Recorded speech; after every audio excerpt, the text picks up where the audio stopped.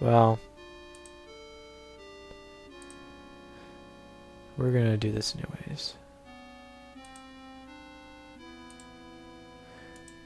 We're gonna give the bottle to me, and we're gonna touch me. You nuzzle your motionless body. The contact sparks the transference of your soul. The familiar dizziness overwhelms you, and when you recover, you're back in your human body. The dog looks at you trusting, loyal eyes. Evidently, some bond was created when you passed your soul into its body. It sidles up to you, intent on accompanying you wherever you go. Well, I want the key ring. I want the bottle. I'll unmanacle myself. You slide the key into the lock holding your manacles shut. A quick twist pops the shackles open. And I'm gonna drink it. You take a big swig from the clear bottle, grateful that you were able to tell it from the colored bottles when it didn't filter out any of the multicolored lines on the tablecloth. I guess that's how you figured it out. You feel the effects at once. The knots in your stomach loosen and the weight lifts from your limbs. You can feel that the liquid has cured you. Well, let's take that. Give the key to Edmund. You reach over to the prince's manacles and insert the key into the lock. One click and the shackles pop open. The startled prince holds his stomach and grimaces. Give him the cure. The prince guzzles the remainder of the clear liquid. The effect is immediate. The pain drains from his face and body. He hands the empty bottle back to you with a sigh of relief. Alright. Yes, my friend. Would you accompany me? I'm trying to get out of here. I'd be happy to. Let's leave while we can. I think that's all we can do. All we can do here. The prince points off to the west. Behind a panel on that wall is a tunnel which leads directly to the docks. We should be able to sneak out to your ship and sail away before they know what's happening. When we're away, I'll direct you to the caves where my people hide. I must tell them about the situation here, and perhaps they can help you as well. Alright. Edmund looks around the interior of the ship and whistles. This is an incredible vessel. Great workmanship.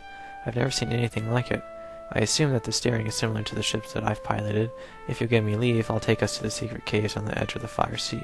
You nod, and Edmund, smiling, plants himself in front of the steering wheel.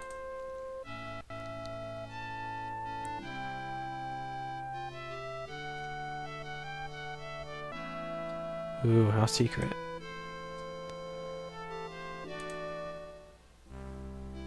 The dragon ship has landed on a shallow gravel beach below a small cave. Well, we're gonna save again because we made it out of there.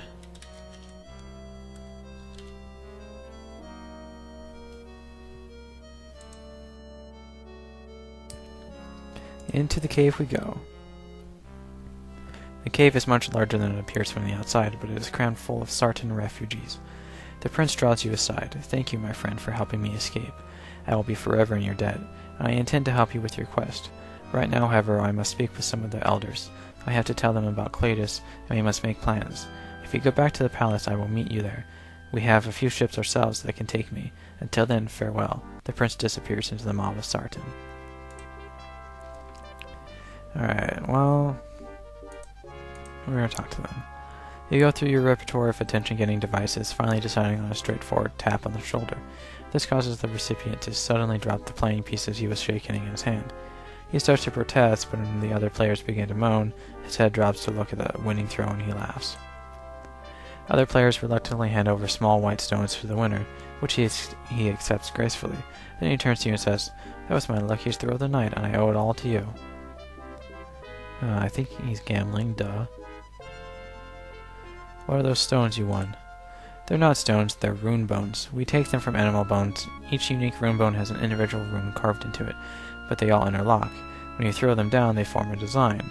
If the bones fall in such a way that they form a legal spell, you win, and all the other players must contribute one of their rune bones to you. If no recognized spell is formed, you lose the bones you threw. Once you run out of rune bones, you're out of the game. Are these spells real? Can you cast them? The gambler laughs. Of course not. The runes are all fictitious. We made up the runes and the spells when we made up the game. Although when I created some of my runes, he added in a whisper, I snuck a peek at a few of the bookworm's tomes. He jerks a thumb at Balthasar, who is still huddled over a thick book. I wanted the runes to look authentic. Well, why don't you owe me some of that? The gambler glares at you, but then laughs. Sure, my friend. I guess you did bring me luck on my heaviest bet. I suppose I could let you have a few. Just so you can practice a little at the game. If you get good enough, maybe we'll let you join in. He dumps 4 rune bones into your hand. No. Thanks. No problem. His attention swings back to the game in hand, where he gets into an argument over the legitimacy of a thrown spell. Let's talk to Balthazar. You have to clear your throat repeatedly before the thin man lifts his sunken eyes from the book. When he does, you feel the piercing, burning intelligence of his gaze. Although his body is old and frail, you sense that his mind is as sharp as any you've encountered. He quickly looks over and says, "How can I help you?" Are you Balthazar? That I am. I'm afraid you have me at a disadvantage. Who did you say you were? I'm a friend of Edmund's. We met in the dungeon. Ah, of course. I thought I saw Edmund return. You assisted in his rescue. For that we are eternally grateful. How can I help you? I've been to your home. I followed your directions. Well, yeah. You followed my directions here? I'm glad that my journal served some purpose. If it helped to save one life, it was worth leaving behind. You're the one who's the necromancer, right? That's correct. Although as the royal necromancer, I suppose that I serve Edmund now. I already know the king is dead. He wasn't a strong man. I think perhaps he had the plague at the end. It was befuddling his senses. The prince refused to assume the leadership from his father, so we followed the king until he died. Those were strange days. The king would lead us in circles as his mind slowly decayed. His death was inevitable. When someone contracts the plague, it's only a matter of time. What is this plague? We're not quite sure. For as long as I can remember, people have been falling prey to a mysterious sickness. We just call it the plague, for lack of a better term. When someone contracts it, he dies days later. There is no cure. There doesn't seem to be any cause. It's not contagious in the usual sense. It strikes randomly. All of our efforts to learn more about it have proved futile. The plague has decimated our population. The dead far outnumber the living. Even if our world wasn't threatened by the imminent collapse of the Colossus, I question how long the plague will let us all live. Well, I've learned a lot about you. The prince is a good lad, a trifle young, to be sure, but holding up remarkably well under the strain of leadership. The loss of his father has been hard on him. He wasn't meant to assume the crown for years to come. My thanks for your part in bringing him home. What are you reading? This is just one of my own books on magic. I'm trying to master one of the lost arts, illusion. I'm so close to the spell that I can taste it. I can taste it. A breakthrough last night has placed it just within reach. What was the breakthrough? I've been trying to construct the spell by taking a back route. I reasoned that if I discovered how to break an illusion, I might be able to build one. Last night I happened upon the correct rune structure to unravel an illusion. Using this as a foundation, I should be able to construct the Create Illusion spell. How long will it take? Only a couple of years. This breakthrough has shaved decades off my research. Balthazar sighs heavily. You're right. Sometimes I get too involved in my own work. With the Colossus corrupted, none of us will live without the year. But there is no use wallowing in despair. I might as well continue since it keeps me from dwelling on our fate. What exactly is an illusion? An illusion is a powerful spell speaking directly to the brain. Yeah, I knew that. Yeah, I knew that. Yeah, we kind of already knew that. Create an illusion, that's easy. Well then, I might as well put a halt to my research now. I'll leave the teaching of my apprentices to you, and I'll resurrect myself, since my life's purpose is over. Thank you for the insight.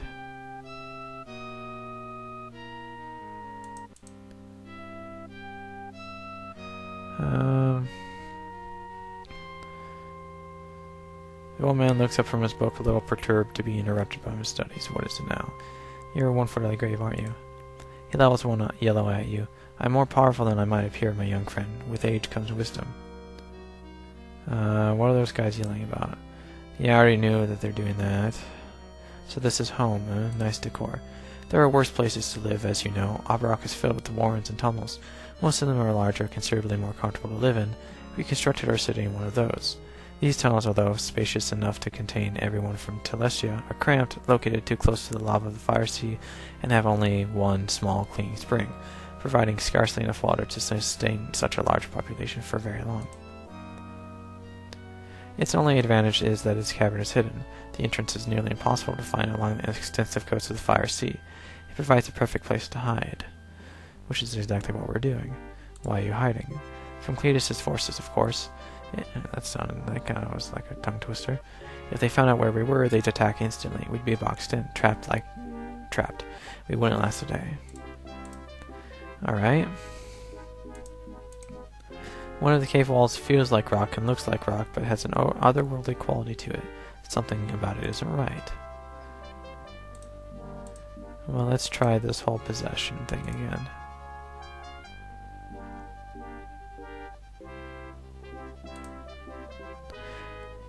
Yeah, we've already seen that.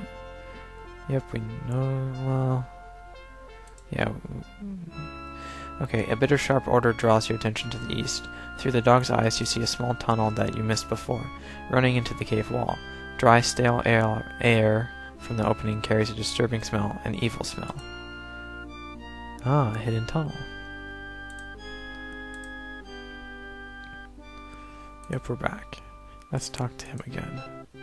No, I want to talk to him. Have you noticed anything unusual about that cave wall to the east? Unusual? No, it's just a cave wall. One of many, actually. Why? What would you say if I told you that's an illusion? I'd say, how can you possibly know that? Your brain can't distinguish reality from illusion. You are a higher life form, aren't you? That's just an assumption, mind you. I've looked through it at the dog's eyes. You mean you possessed the dog and he didn't see it? Yes, that would follow. The spell does not communicate with the lower life forms, and by possessing the body of such a form, you would bypass the magic of the illusion. You say it was the east wall? It's an illusion? Imagine! I've been sitting this close to an illusion every day, eager for a chance to test my unravel illusion spell. I'll try it now. Balthasar wanders over to the cave wall. He touches it, even pushes it with all his might. With a questioning look in your direction, he waves his hands about, tracing blue glowing lines in the air. When he has finished the final rune, the spell floats over to the wall. The rock flickers, then dissolves like so much mist. Beyond, you see a small crawlway stretching into darkness. It worked. This is exactly what my research needed. Now that I know the unravel illusion spell is correct, it won't take long to finish the create illusion spell. Balthasar dives back into his book and resumes reading with rekindled enthusiasm. Ah, we have a new spell. The dog stays behind, bristling and growling at the tunnel. The air in the small, hidden cavern is heavy and thick. Something happened here. Something very evil. Let's read the spell book. Necromancy. The study of necromancy. Let it be known by any who would read this book, who would learn of the dark practice of necromancy, that it is forbidden. Let the reader do so at the peril to his soul and to those of his brethren. This tome is intended for information's sake only. He who disregards this warning and undertakes to practice this discipline has committed a crime against his race, and at this time a crime punishable by death by order of the Sartan High Council. If this warning strikes you as too harsh, you are